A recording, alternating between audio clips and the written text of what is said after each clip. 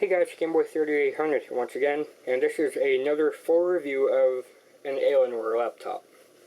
This is the Alienware M18X R2. This is the most recent version of the M18X, the last version. They're no longer in production, sadly, because it was a really good laptop when it lasted. Yeah, the Alienware just made a whole new line of laptops called the Alienware 14, 17, and 18. They're no longer doing the MX series, so this is obsolete. So what am I going to do? I'm selling this and trying to get either the new 14 or 18. But before I sell this, I might as well make a full review of it so you can not bug me about it later. As always, exterior. Solid aluminum chassis. Very good feature. This is built like a tank. It can handle anything. On the left side, a whole slew of audio jacks. You have two USB 2.0 ports. Wait, are they? No, these are super speed USBs, so these are USB 3.0s, my bad.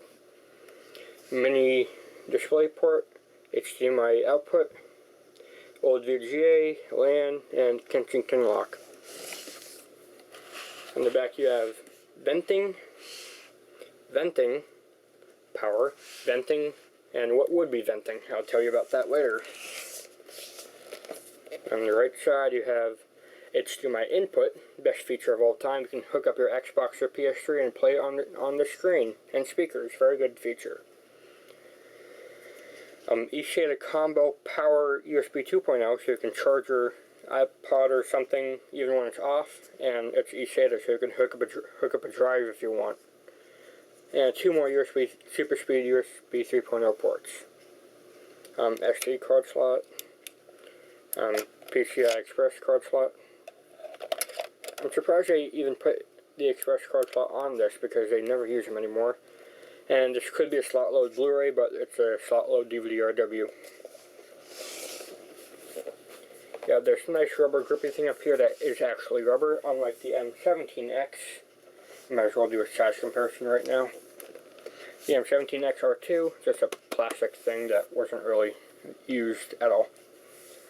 Here's a size comparison. They're exactly the same way in height, but in width, it's that much longer. Yay. Best difference ever. And I guess in comparison with the ALX unit, yeah, I have them all in the room here with me, so while the ALX is still hot.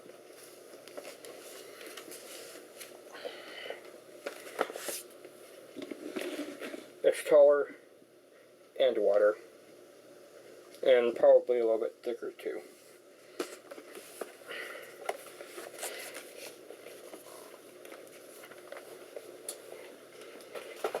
Yeah, ALX is still hot even after like a half hour or so. That shows you how hot the AMD processor can get.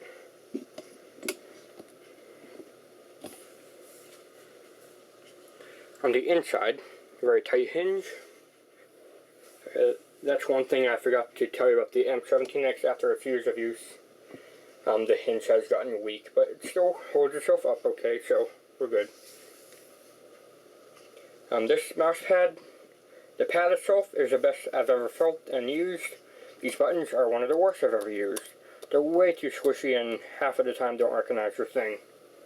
So, you should be using some kind of USB mouse, like this. And if you're gaming, you should be using one, so no loss. But why would they put some crummy buttons for such an expensive computer? No one knows, no one will ever know. Over here you have 5 Alienware Tactics macro keys that can all be programmed, and you have 3 sets. Push this and it cycles through them. And keyboard, it's pretty much the exact same as the M17X, but newer, I guess you could say. Squishes down a little bit if you hit the F button hard enough. And the buttons up here are for the alien effects and Wi-Fi, volume, and media buttons. and I guess the next thing to do is to turn it on and show you what specs it's got. So, till then. And the computer is up and running. It didn't take that long because there's literally nothing installed on the hard drive.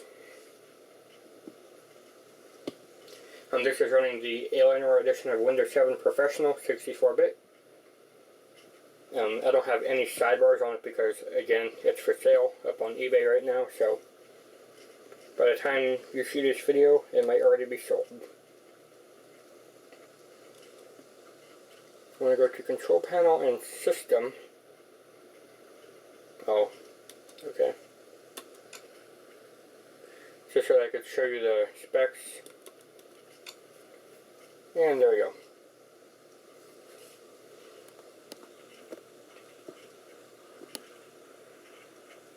.9 is your Windows Experience Index. It's got a Intel Core i7 quad-core 3720 QM, so it's the third generation version of the same processor that was in the M18X R2 that had the 720. This is a 3720. I'm clocking in at 2.6 gigahertz. It can overclock itself with Intel Turbo Boost to 3.6 gigahertz, so that's all good. I want to show you the NVIDIA control panel because this will show you what it's got.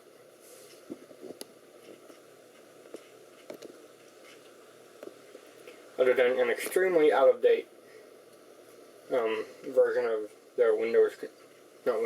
NVIDIA control panel and driver, it's got a single GTX 660M. It should have two. I took the second one out because it failed. Yes, the M18X R1 was prone to failure, and I guess this one is too. So, reliability, I guess, has always been an issue. But the 660M does have 2 gigabytes of GDDR5 memory, and it did pretty much do everything I wanted it to. I'm going to refresh the Windows Experience Index, and while we do that, I tell you more of the specs. This has a 750 gigabyte Seagate drive, 7200 RPM, and it's already done. I just need to refresh the video and RAM because I downgraded the RAM significantly. Yes, this has 8 gigabytes of 1333 megahertz RAM. It used to be 16 gigabytes of 1600 megahertz. Why? Because I spread the 32 gigabytes as 16 gigabytes in the M17XR2 and in my M14XR1. The M14X will be my next review. What else is there to talk about? The media buttons up here. I guess all the alien effects in general. Here's the tactics buttons that change color each time you make a new selection. And the touchpad is lit up green. They can all be completely changed in the alien effects. I have this up on the cooling pad because, I don't know, why not? You have speakers here, and there's a subwoofer somewhere under here. Odd placement for a subwoofer, but I don't know. I have a lot of different really cool backgrounds for this laptop, just to make the person who buys this feel, I don't know, special.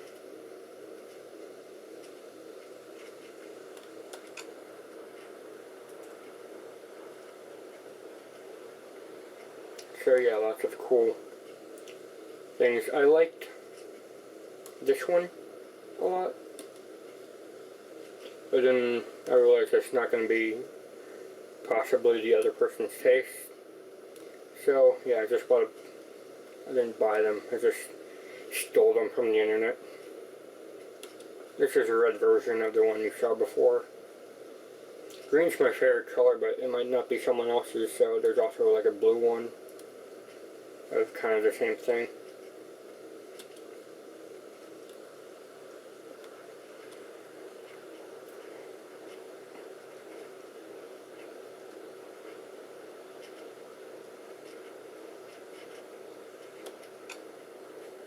So yeah, just gonna cancel that. And the touchpad isn't as bad as it could be, but yeah. This time the Synaptics driver is working just fine, and you can scroll and do all that good stuff. Touch to tap. Tap to click is not enabled.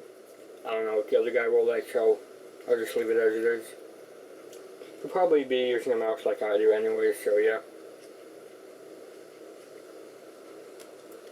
Is there anything else to do other than Windows updates?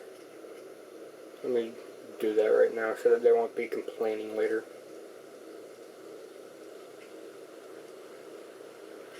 Windows updates, there.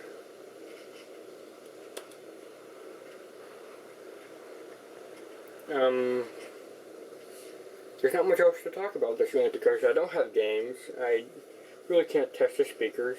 Trust me, they are among the best I've heard. But yeah, I can't really show you much beyond this. I guess I could show you the alien effects, which will take a second to load all the way up. Big program because it's got all the touchpad settings, all the power settings, and all the lighting settings, so it's got to load all that up at once. It would be no problem for the M17 with its SSD, but yeah, I'm going to change the touchpad to some obscure color. Let's make it be the slimy green yellow. Trust me, it's yellow. Let's make it blue now. There, I'm just going to leave it as it was before.